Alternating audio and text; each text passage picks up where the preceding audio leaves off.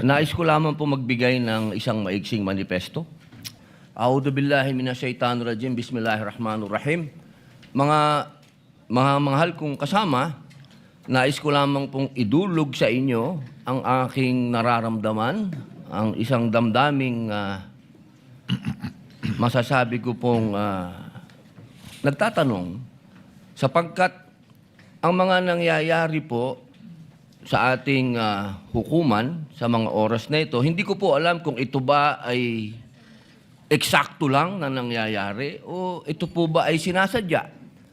Katulad po ng pagkakakulong ng ating dalawang senator judge na si Senator Jinggoy Estrada at si Senator Rodante Marcoleta. At ang kagiyat pong pagdating ng aming mga masasabing galing sa ombudsman, sa akin, at kay Senator Alan Peter Cayetano. At kahapon, pagkatapos pong ng isang araw na mabanggit ang patungkol sa pagpunta ng ating mahal na NBI Director sa Bangkok, at ito po ay kinwestiyon ni Senator Alan Peter Cayetano, kahapon po ay biglang lumabas ang isang pahayag na iniimbestigahan daw po yung patungkol sa pangyayari noong Southeast Asian Games.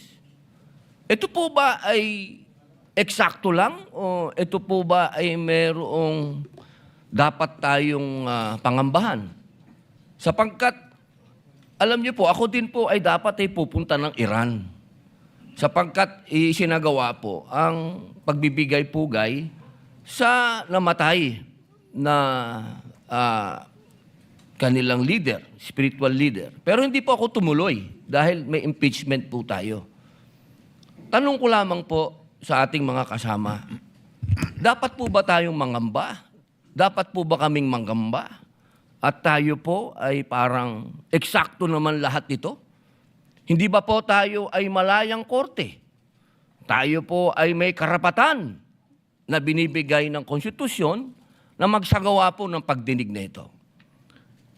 Yun lamang po. Maraming salamat po, Ginoong tagapamahalang hukom.